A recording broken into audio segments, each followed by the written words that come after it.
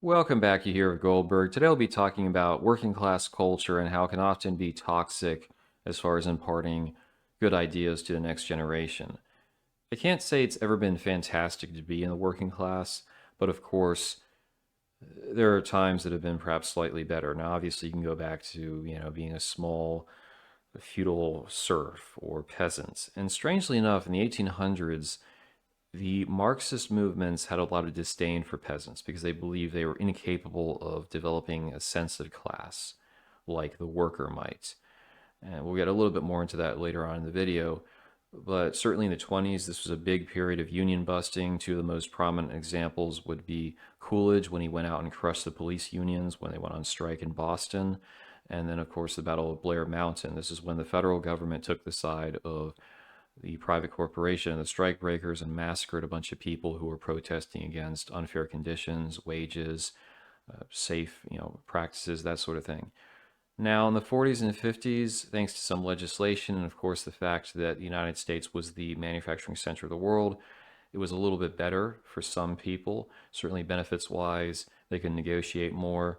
That was counterattacked in the 60s and particularly the 70s with union busting in that era, and then the movement towards deregulation, free markets, because now you have cheap competition. Then, obviously, the famous instance of Reagan firing the air traffic controllers. So, we have certainly been more on that click. Even most Democrats have been largely anti union organized labor. I know that's not the extent of the working class, the values, but you have to realize when a certain subset of the economy, a population, doesn't truly have much influence, then you tend to see a decline in their communities and the livelihood of their children. Now, you might ask, what does that look like? Well, we can begin with this sort of commercialized romanticization of the working class. Now, I talked about in the Black Pill book that, especially in the 80s and 90s, when corporations started gutting benefits and pay, healthcare programs, the replacement was, oh, think like the rich. You can do the self improvement program and you'll be a millionaire if you just follow these few steps. It's somewhat similar, although with a different angle in terms of the working class. And I look at a guy such as Mike Rowe, who, of course, he studied theater and song, but he goes around, works a day at some tough hands-on job and says, this is what America is. So people take pride in their work, which they should, but the broader system, which in many cases is exploiting them, they don't pay as much attention to because it's just about this is what we gotta, this is our role in the world.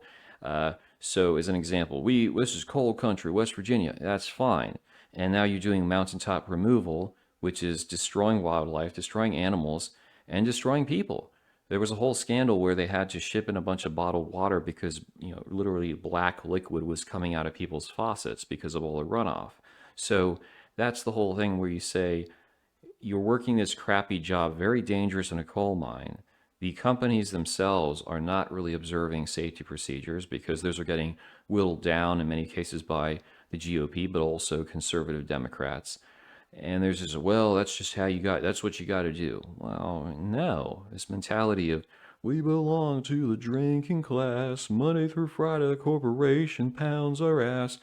That's not good. Vaping, chewing tobacco, which create health problems, drinking Mountain Dew, drinking a bunch of beer, eating goy slop, and letting your kids do the same thing. This is not good. The idea would be, okay, you're working class, maybe your dad was a coal miner, you become the director of the mine and you improve things for regular people. Or maybe you go off to college, you value education. You don't have this kind of, this is all we can do. I'm going to be 20 years as a electrician helper or laborer because I don't really see a point in trying to do better. And that's a big problem. A second but related challenge is that of individualism, which they usually put in some kind of combo with this whole commercialization nonsense. So, oh yeah, you're the guy who's by yourself, you're so free, you do your own thing.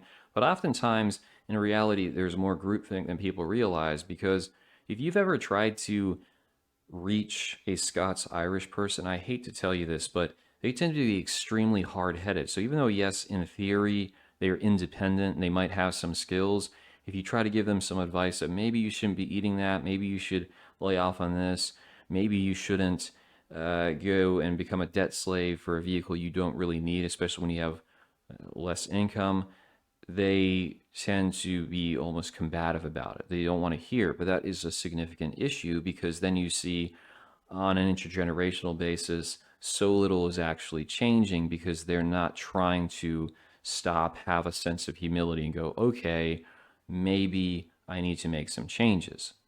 This leads to a rather bizarre retrenchment into counterproductive and toxic lifestyles.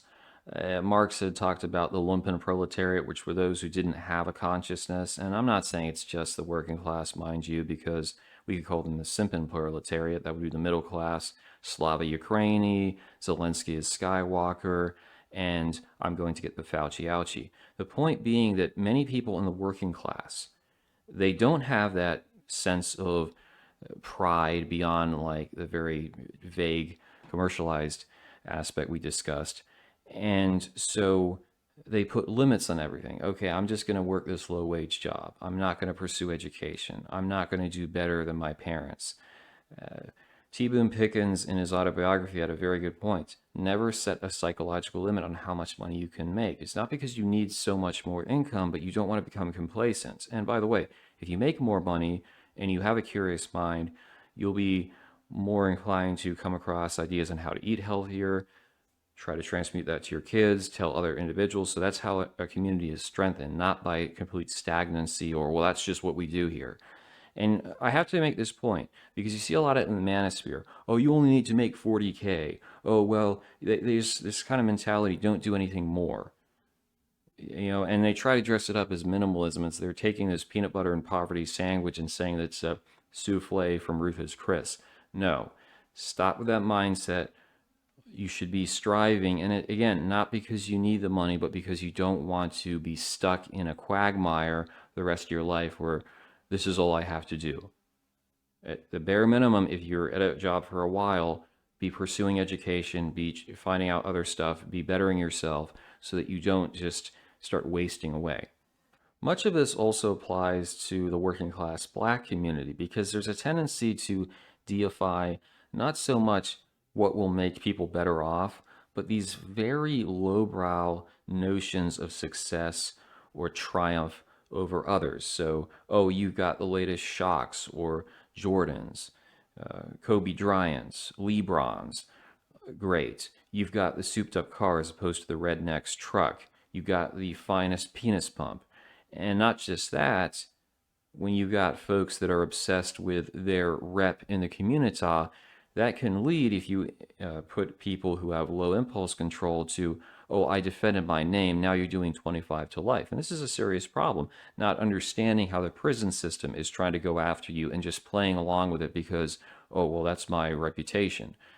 Just like I was hearing, I don't know if that's true, but I heard on a podcast, they were saying it's been theorized the BLM riots were coordinated, the places they really burned and destroyed.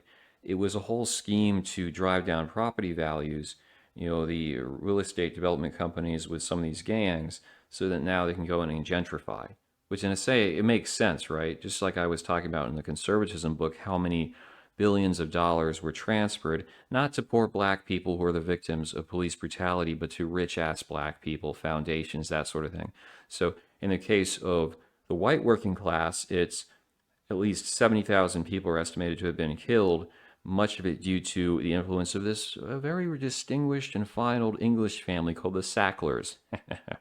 And the consequences was like a $35 million fine and community service for all the people they killed. And they were actively trying to ensure it would continue and people who were addicted would not be shown alternatives.